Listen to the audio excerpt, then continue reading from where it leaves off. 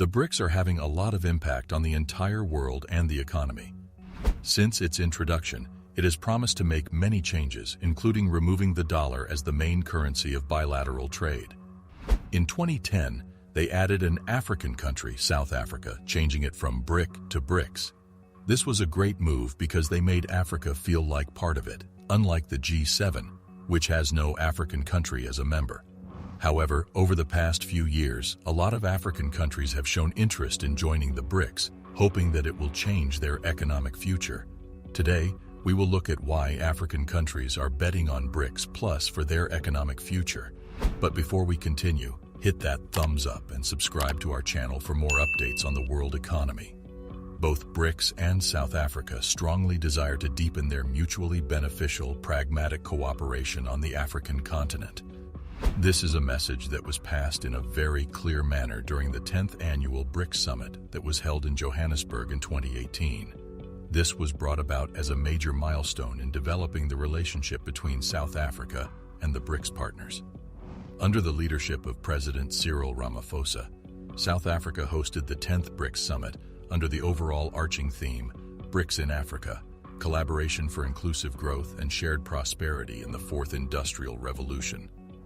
When the leaders of the 5 nations were meeting, it was around the same time that the U.S. was threatening to impose trade tariffs against other countries that were likely to derail global growth. This was the perfect opportunity for the BRICS leaders to showcase the importance of multilateralism.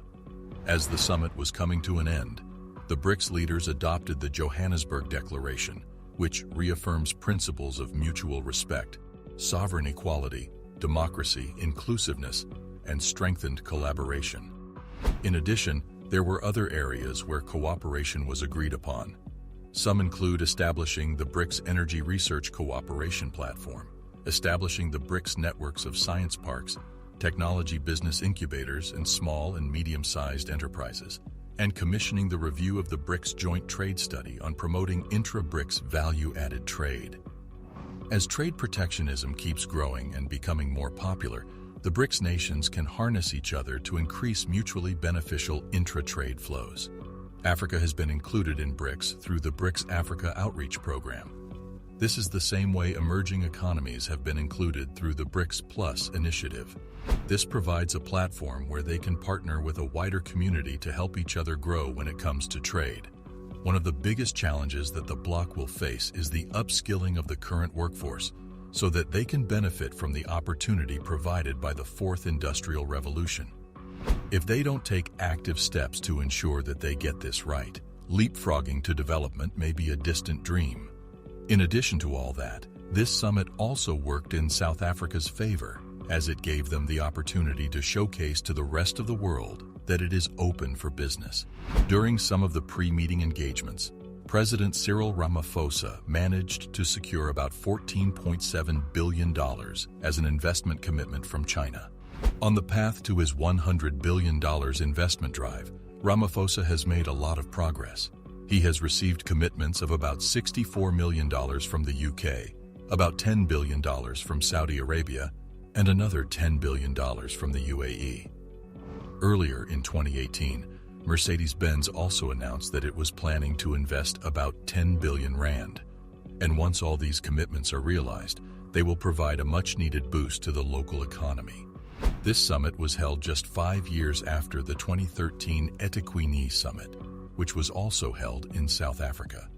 This was the time that South Africa initiated the BRICS Africa Leaders Dialogue Forum Retreat, which 12 African leaders attended to represent the African Union, the New African Partnership for Africa's Development, and the 8 AU regional economic communities. 5 years after this, the BRICS-Africa Nexus had a curious ring of reassurance as they discussed how they would implement the outreach program. Underneath all this welcome news, there are some deep uncertainties about the future of Africa's trade relations with the BRICS.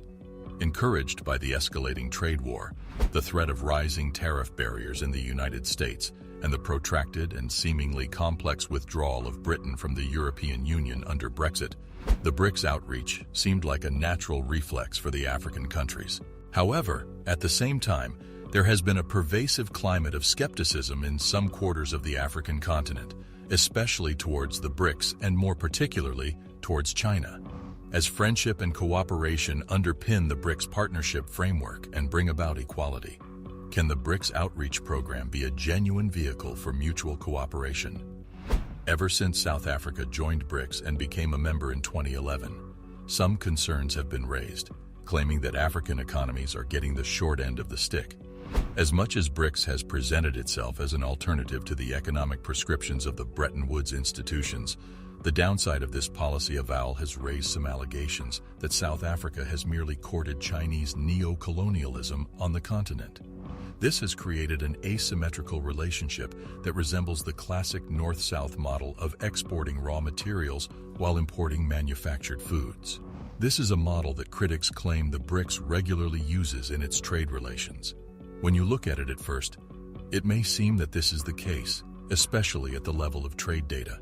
As Africa's largest BRICS trading partner, about 1,500 Chinese companies have invested in African countries in the last 2 decades. This is mostly on the back of Chinese-sponsored development projects and infrastructural support for its extractive interests. When you look at the African export side, one can argue that most of the revenue that has been generated is a result of rising oil and commodity prices rather than growth in actual trade volumes. Not so long ago, the Speaker of the ruling party of Zimbabwe, ZANU-PF, claimed that the Zimbabwean government would very much like to join the BRICS economic bloc. Christopher Mutsvangwa reported to the Russian news agency RIA Novosti, "We made it clear that we would like to become a member of the BRICS." The official went on to claim that his nation is interested in creating an alternative to the SWIFT payment network, which is currently dominated by the West. And according to him, BRICS could help achieve that. Mutsvangwa referred to BRICS as a new force in international relations, expressing a lot of optimism for its further development. On April 24th, the South African ambassador to the BRICS, Anil Sukal, confirmed that 13 countries have officially submitted applications to join the group of emerging economies. He then went on to specify that this meant the enlargement of the organization, and it will be at the heart of the debate that will be held at the next BRICS summit. This summit is scheduled for June 2nd and 3, 2023 in Cape Town, South Africa. At the moment of the 13 applications, very few are from African countries.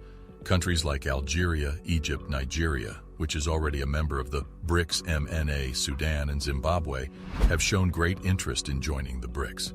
This enlargement would mainly aim to reinforce the importance of the economic alliance on the international scene. There are a number of reasons why BRICS countries want to get access to some African countries. These include their appetite for the continent's natural resources, Africa's large and untapped agricultural sector, as well as the opportunity for investments and the transfer of technology and knowledge targeting the growing middle class, which is estimated to have more than 300 million people. A lot of experts can tell you that the engagement of the BRICS in Africa is mostly motivated by the continent's abundant natural resources. When it comes to the exploitation of natural resources in most African countries, BRICS is one of the major players. They have done this in countries like Angola, the Democratic Republic of the Congo, Nigeria, and Sudan. Brazil and China are the most active when it comes to exploring and exploiting gas, oil, and mineral resources in Africa. However, one might argue that as much as they are exploiting all these resources, they are still developing the economies of the countries they are exploiting. This is because they still have to pay a fee in the respective countries and develop it so they can continue with their activities. The reason a lot of African countries want to join the BRICS is because it seems promising. And most of these countries that want to join claim that once they do, they will have a lot of growth when it comes to their economies. Do you think this is true? Feel free to let us know in the comments section below. Thanks for watching, and I'll see you in the next one.